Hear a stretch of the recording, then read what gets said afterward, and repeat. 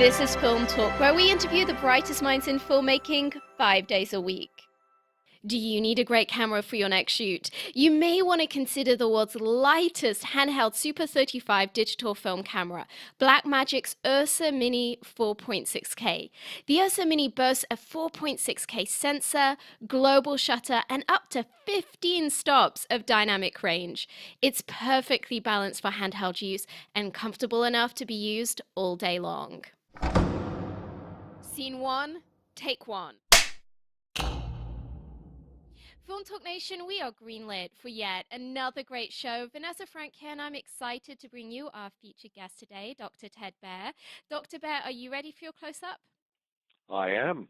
Nice to talk to you, Vanessa. Great to speak to you. Dr. Ted Baehr is the founder and publisher of Movie Guide and the chairman of the Christian Film and Television Commission, the only active liaison between studio executives and the general public for issues of family entertainment and faith. He's also a noted critic, educator, lecturer, author, and media pundit. Dr. Baehr was president of the organization that produced The Chronicles of Narnia, The Lion, the Witch, and the Wardrobe for CBS, boasting 37 million viewers and winning an Emmy Award. In addition, Dr. Baehr has also produced hundreds of programs for PBS. Armed with over 40 years of research on the media and culture, Dr. Baehr's lectured at the European Parliament, the House of Lords in the UK, the Parliament of Norway, the Bombay Communication Institute, Yale University, Dartmouth College, the University of Virginia, and UCLA. Dr. Baehr is also the publisher of Movie Guide magazines, which offers in-depth analysis of current movies from a biblical perspective. He writes a syndicated column for publications nationwide, and he is the author of more than 10 books on the subject of faith and film. Dr. Baehr additionally presents the Report to the Entertainment Industry, an annual analysis of the past year's movies, and is the founder of the internationally broadcasted Movie Guide Awards. Dr. Baehr, it's an honor to have you on the show today. It's great to be with you. So, Dr. Baehr, how did you first get into the film industry? Well, I grew up in the film industry. My parents were stars. My mother was Evelyn Pierce, and she starred in several movies in the 30s. My father starred in about 80 movies. His real name was Ted Baehr, but his cowboy name was Bob Tex Allen. He did the Texas Ranger series. He also did a lot of dramatic movies. He was the star in Crime and Punishment, a lot of very big famous movies. He won the box office award in 1936. And then after World War II, he was on Broadway for many years. So I make a joke about having grown up as a very leftist, salacious guy in the entertainment industry, hanging around and doing commercials at the age of 2 and 3 and 4, and being in the, just hanging on to my parents' coattails. And then after Dartmouth and Cambridge and University of Bordeaux and Toulouse and all that stuff you just spilled out, I did NYU Law School, and I put together funding for 5 feature films, and I had a conversion experience. Somebody gave me a Bible. My life turned around, so I went from 180 degrees from the left to loving God, to loving people, to doing work and doing The Lion, the Witch, and the Wardrobe, and then working on how we can redeem the media. When we started, there was one movie with positive Christian content. In the last couple of years, it's been over 60%. That means things like, Bible verses on the gravestone in Captain America or Superman falling to earth and the Christ position and getting baptized and all of those different things. And all the way to very overt. So next year you're going to get Risen, which is about the resurrection of Christ. Then you get Young Messiah, about Christ as a young boy. Then you're going to get God's Not Dead 2. Then you're going to get Same Kind of Different as Me. So what we do to influence that is we show people how to make money in the entertainment industry without losing their soul, and we do this detailed economic analysis of the box office, and we reach a lot of people through our radio program, and all of the Movie Guide facets reach over 34 million people, always measured. We're always Nielsen. We're always on networks and broadcast. So we are able to provide a platform, the good, the true, and the beautiful. And somebody just came in with their team, their director, their producer, their writer. The director had been on ER for 11 years, and he's directed over 13 movies, and they're doing a new movie with Sony, and we're helping them understand the audience, and people come in and take classes with me. So we do a 4-day class on how to succeed in Hollywood without losing your soul, and we get studio heads and people from the industry, and then we do this big banquet on February 5th. So, Dr. Baehr, from purely a commercial standpoint, in terms of the financial analysis that you provide to the industry, why does this subject of faith in film matter? Well, in terms of financial analysis, everything in film is architecture. It's not like painting a, Van Gogh painting where he didn't care whether he's selling it to his brother or throwing it away. It's reaching millions of people. So if you want to reach millions of people, Star Wars, etc., you have to paint by numbers, and it's very explicit. For instance, the first plot point is called in Hollywood the page 17 plot point. Guess why? Because it has to occur on page 17.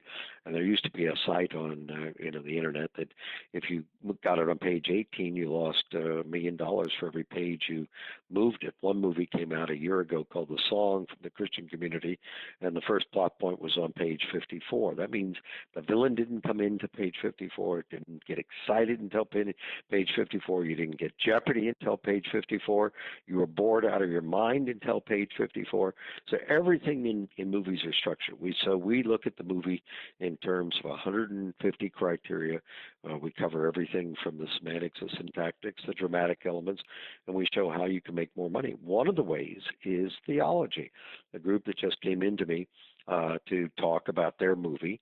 We're interested in how do we reach that audience. 130 to 140 million people go to church every week. That used to be 185 million people. So the negative nabobs are always complaining, well, you've lost 40 million people in the last 20 years. Well, that's true, but the Hollywood movie industry only reaches about 20 million a week. So that means 7 times more people are going to church every week than going to movies. And Hollywood people will say, why do they do that? And I said, well, first, if they go to church, they don't have to pay $10 for a seat, and they don't have to pay for popcorn. They get free cookies and, and coffee and a lot of love. And so no wonder 7 times more people go. And so Hollywood has discovered this audience, and we show them how to reach the audience. We show them the different theological nuances. One movie that's coming out this spring, we took out the monophysite problem, the homoousian problem, and all of those sound just like big words, but they're not big words. They're details that the audience notices, and I can actually give you concrete examples, but if I did that, I'd be spilling the beans on the movie. And then the producer, writer, and director would come here to throw me out. So I'm not going to do that. Dr. Baehr, based on your 40 plus years of research into the subject, what are some of the specific things that producers and executives can do to make their product more commercially successful with the Christian demographic?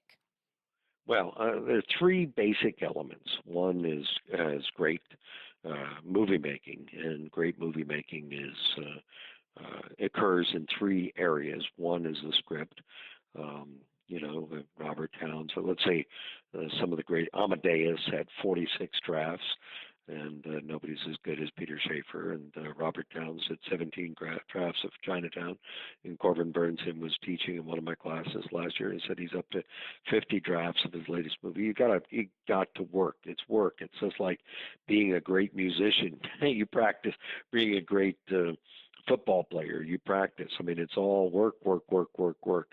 And so if you get the script right, then the next thing you do is the director. That's about 20% of the job is the direction and the producing and all those elements.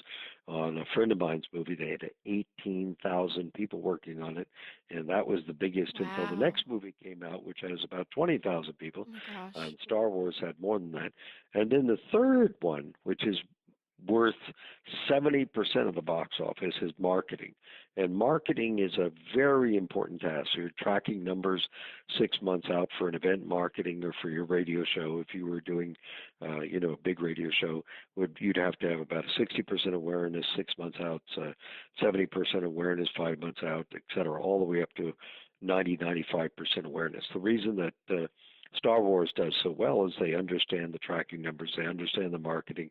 God's Not Dead 2, which did $102 million at the box office, understood all of those elements, and those are friends of mine, and they gave screenings in a couple of thousand churches ahead of time to prime the pump of the audience. So that's important. So the first thing is the actual dramatic principles. The second thing is good to triumph over evil.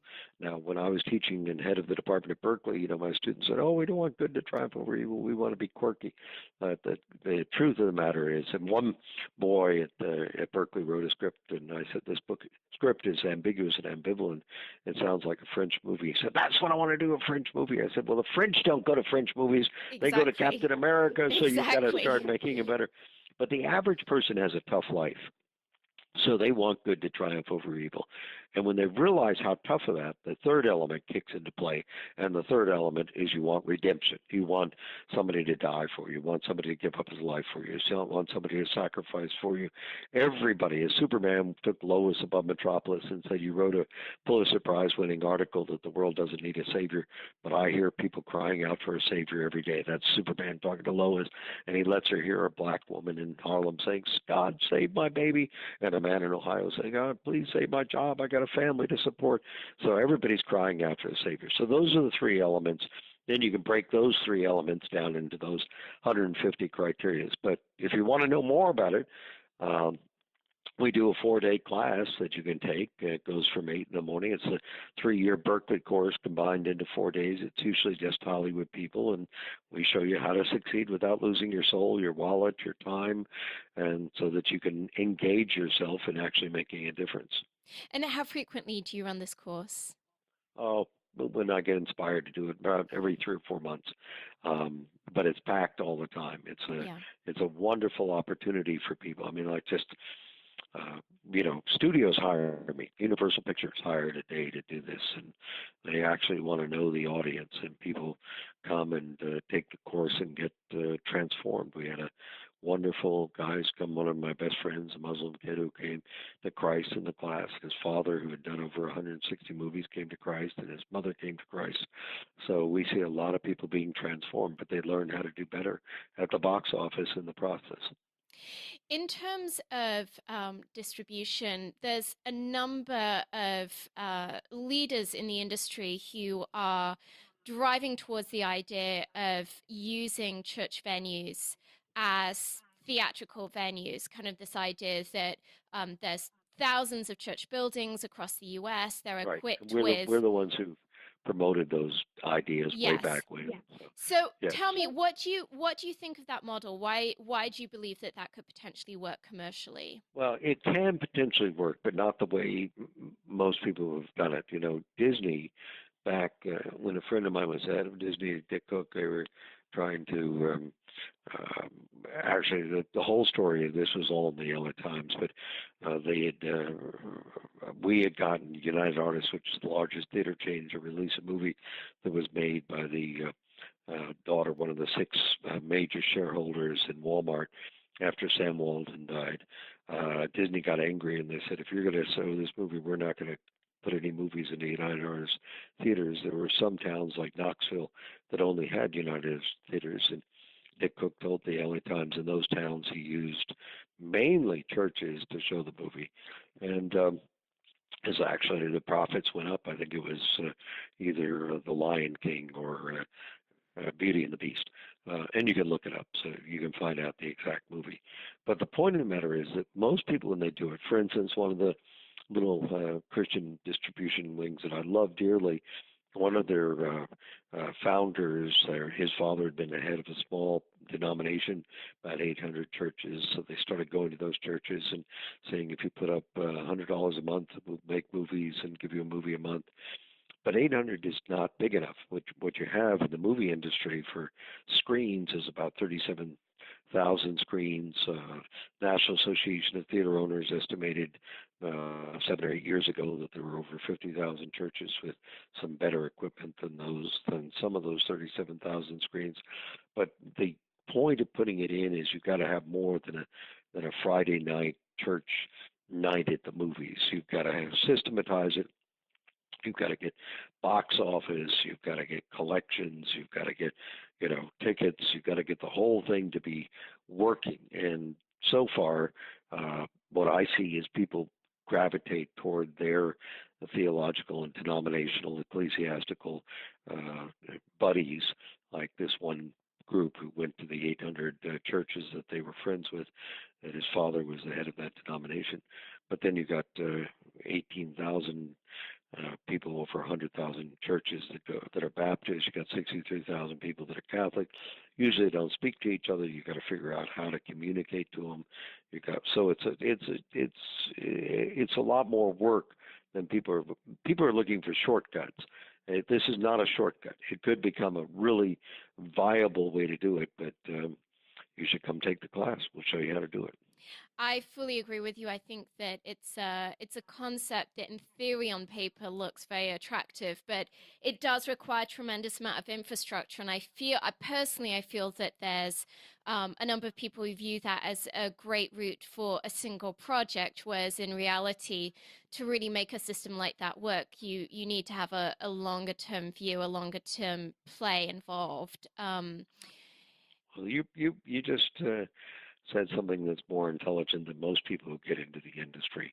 If you want to make movies work, and happens with like the one Walmart movie that came out, you've got to be releasing a movie a week, and that means 52 movies a year because there are 52 weeks in a year. Yeah. And if the average movie costs $104 million, any kid can understand the difference between Star Wars and the beauty of the construction of the movie, or Cinderella and some, rinky-dink church production that only spent $5,000 on special effects.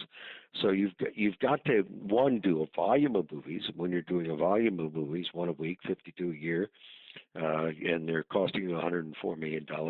This is a major investment. It's like Yeah. putting on a major league baseball team. Right now, the major studios, there are 6 major studios, they release about 40% of the films every year, but they get 98% of the box office. So one of the directors that came in here, who had been with, starring in ER for many years, and friends of all of our friends, John Voight and Gary Sinise and everybody else out in Hollywood. He's done 13 films, but none of them have broken into the big box office because the majors control the box office. So how do Mm. you get into the box office? It's an art. It's a craft. You've got to learn what the craft is. You've got to understand the contracts, and it's certainly more than we can talk about on a blog. But Yeah. the other side of the coin is you've got to help people develop discernment so that their kids want to choose the good and reject the bad. So since I was head of the TV department at City University of New York in the late 70s, we teach people how to teach their kids to be media-wise, culture-wise, to ask the right questions like you just did, to understand what the consequences of their actions are, because the kids have to support it. The biggest box office for a movie, Star Wars or 50 Shades of Grey, is 12 to 24 years old. So if the 12 to 24-year-old is going to go to 50 Shades of Grey, it's going to make $150 million in the box office. If they're going to go to Cinderella, it's going to make money at the box office.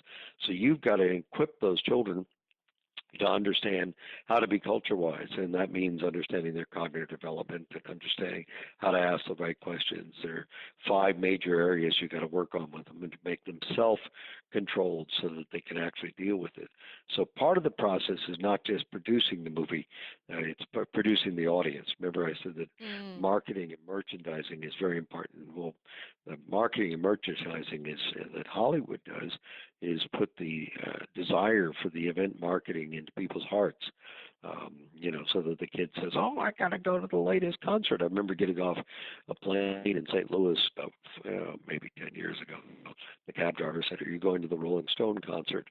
And I said, "No, I'm going to meet with somebody." He said, "Well, it's their last concert." And I started laughing. And he said, "Why are you laughing?" I said, "Well, it was their last concert until they go to Las Vegas and do another concert." Yeah. But the event marketing is you've got to convince people if they don't see the Rolling Stones tonight, they're going to miss them forever. If they don't see, Star Wars in the first week, they're going to be ostracized from their school.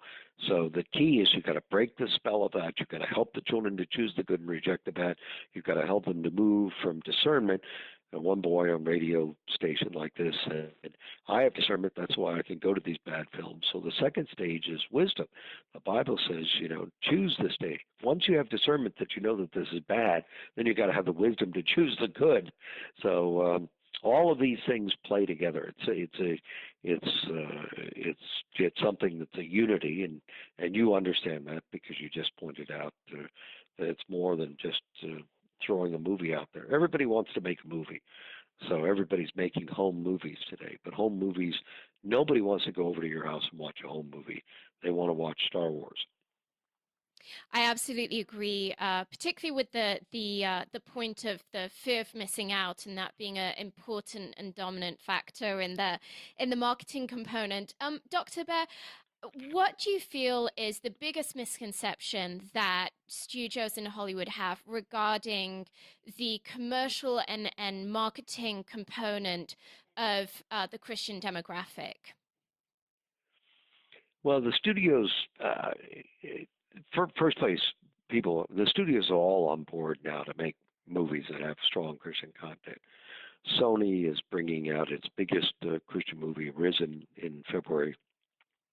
Universal is bringing out its biggest Christian movie in March, and Columbia is bringing out a big Christian movie right after that. So there are six major studios, so they're all playing this game now. But they don't want just the Christian audience. If you have 140 million people going to church every week, down from 185 million people for all those who like to be negative nabobs, that means that out of a country of 340 million people, you got 200 million people who are not going to church every week. So Hollywood wants to reach them too. My wife's Argentine, so they want to reach the Spanish-speaking audience. They want to they want to reach the Anglophiles. They want to reach the Japanese and Chinese audience. We just did the review of the movie Assassination. From Korea. It's very popular. It does very well in the box office. So they want to reach the I hate to say it, the S&M audience with 50 Shades of Grey. So what the church mistakes is they think just because the church audience is bigger, let's say the African American audience is about 30 million, church audience 140 million. So Tyler Perry can do well if he can make $100 million at the box office with his film. If he does less than that, he's probably not going to do well because you got to do 2.5 times negative cost. But they're not going to give up making Straight Outta Compton. They're not going to give up on making Spike Lee movies. They are going to exploit every box office. It's just like a car company. If you go to a Ford lot today or you go to General Motors, if you go to anybody but Tesla, they will have a variety of cars. They'll have a sports car for Vanessa who wants to have, look how much fun she's having. They'll have a SUV for your husband to go hunting. They'll have a van for the poor person who has to Yeah. drive all their kids to school. They don't want to make one car. And Hollywood doesn't want to make one movie. They're going to make a whole variety. They're going to make romance movies. They're going to make chick flicks. They're going to make action-adventure films. They're going to make coming-of-age films. They're going to make cartoons like Home. And so they're going to continue to make a variety of movies. And the question is, we've shown them that there is an audience out there for one particular type of movie, the movie Risen, the movie The Young Messiah, these movies that are coming out that are now hitting the sweet spot of the church. Dr. Baehr, to get a little bit more personal, what is the biggest challenge that you've encountered so far in your career, and how did you turn that situation around? Well, the biggest challenge is never Hollywood because Hollywood is easy. Wants money, and since they want money, they're easy to deal with. And one of the guys who came in today with this movie that they're prepping, that I told you about 15 times, so maybe not that many times. They want money, so it doesn't matter whether they're black, white, green, yellow, Hispanic, or whatever else. They want to know, what can I do to make more money at the box office? The real problem. And this is the difficult problem, is the fracturing in the church. The fracturing in the church started with Constantine, who, who started moving the West away from the East, and Yeah. East meets West. And all of those different fracturing into, what have you got now? You've got 49,000 Protestant denominations in the United States. And last time I looked, we do the report to the entertainment industry. You've got 525,000 churches, and they all have little nuances, and they've got to learn how to work together. For instance, I'll give you an example. With one of the movies that's coming out, it's a Jesus film. And somebody said, a couple of people said that it's got material that doesn't come from the Bible. And I said, well, the problem is there's been 140 movies about Jesus, Jesus of Nazareth, A.D., the television show that came out in the 80s, and the new A.D., the Jesus film. But only one of them out of 140 tried to stick to scripture. The Jesus film, which everybody points out, is only 70% scripture. That means 30% of it was invented because unfortunately I wanted Luke to take my script class, but he didn't do it. So I wasn't around at the time to teach him script writing, so he wrote a gospel instead of a script. So all of these movies take the gospel and turn it into a dramatic format. When you cast somebody to play Jesus, whether it's Max von Sydow, do you think Jesus was a Swede? Max von Sydow, he played in The Greatest Story Ever Told, or Tab Hunter, or Jim Caviezel. I'm pretty sure that Jesus didn't look like any of these guys, Mm. and you don't know what he looked like. So let's get over all of this. Well, they said, this group said there has to be a disclaimer on this film because it's not from the Bible. I said, well, do you want to go back to the man, the greatest story ever told, Ben-Hur, Quo Vadis, the Jesus film, Jesus of Nazareth, the sign of the cross? Do you want to go back and put disclaimers on every one of them? Because not one of them have been totally scriptural. Yeah. So the problem is that they do not understand in the church that this is one director's vision. I had one person, when I showed the Passion of Christ to a group of people, who, before he saw it, he said, well, why do we need another movie about Jesus? We've got the Jesus film. And I said, well, that's a really great thing. We got Billy Graham. Why do we need another preacher? Exactly. Absolutely. So, You raise a very good point there.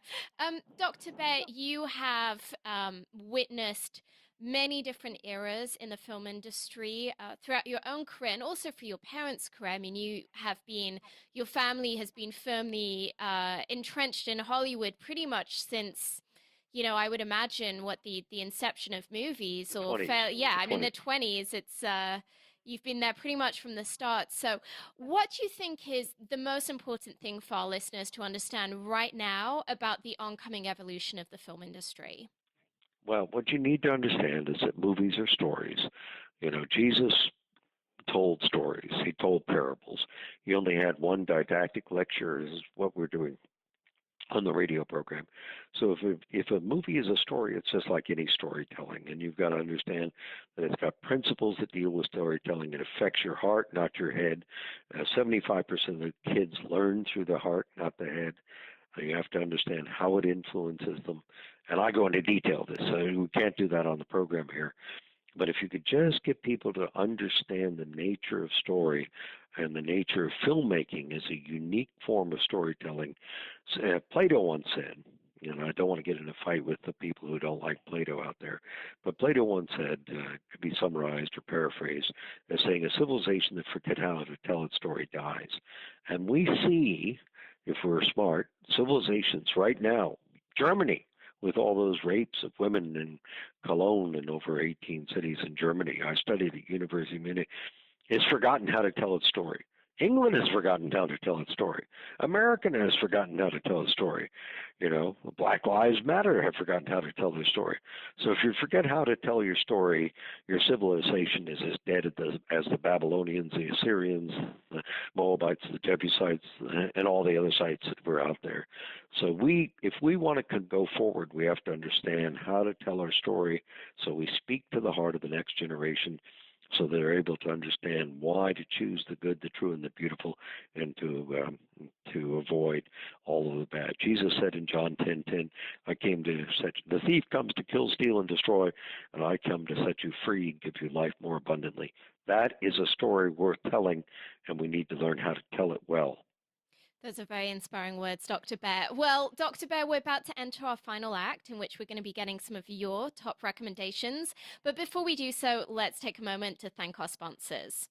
When you're putting together that masterpiece movie, the coloring is a major creative decision. It can make the difference between whether the audience interprets your story as warm, cold, dark, or light, and it can help define the genre of the film. Here's a quick tip. Horror movies tend to have blue tones, romantic comedies tend to have warm tones, apocalyptic movies tend to be gray and washed out, movies in which reality is off kilter tend to have green tones, and action movies tend to feature a lot of teal and orange, particularly in their artwork. The Emmy Award winning Da Vinci Resolve from Blackmagic will help you get that perfect color for your next production. The DaVinci Resolve 12 combines professional non-linear video editing with the world's most advanced color corrector, so you can now edit, color correct, finish, and deliver all from one system.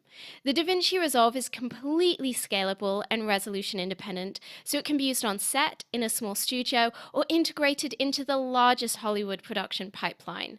From creative editing and multi-camera television production to high-end finishing and color correction, only DaVinci Resolve features the creative tools, compatibility, speed, and legendary image quality that you need to manage your entire workflow, which is why it is the #1 solution used on Hollywood feature films. Dr. Baehr, welcome to the final act where you'll be sharing some incredible resources and mind-blowing answers. Are you ready? I'm ready. If you could recommend one book for our listeners, what would it be and why? The Bible. The Bible would be the book because it's got more great stories in it than any other book that's ever been written, and they speak to the heart. And when I was a left-wing, very anti-Christian person, somebody got me to read the Bible, and I came to Christ. And Wycliffe says 60% of the people who come to Christ come through reading the Bible. Great book.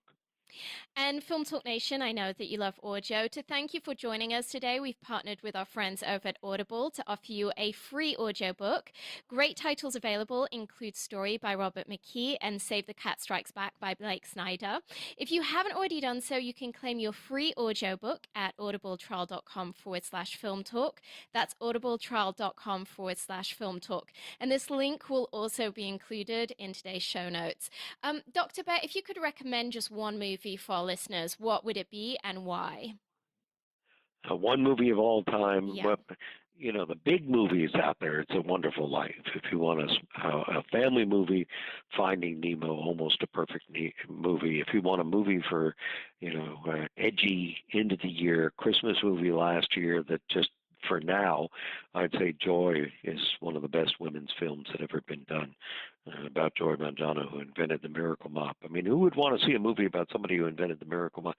But there's so many good movies out there. When I used to be at a feat among the aesthete, I would recommend Saragossa Manuscript, and then I went and liked Tree of Wooden Clogs, which won the Cannes Film Festival in 1981. But if you're not going to get into the effete category of those types of films, there's some really great big films I'd put at the top of that. It's a Wonderful Life, Finding Nemo, and some of those, and Iron Man 3, where he's confronting the demons that he's created himself. Do you have maybe a website or an app that you use quite frequently in your analysis or just in terms of Yeah, keeping track of yeah, what's going on in the yeah. But, industry? we do this on movieguide.org. We have our Movie Guide Awards Gala. We have the script class. You can get the book How to Succeed in Hollywood Without Losing Your Soul, which is the size of a London phone book, but it's got all the details for contracts, distribution, marketing. You can get the Culture Wise Family to teach your kids to be culture wise, which came out of 60 professors at City University, New York, who developed the first media literacy course.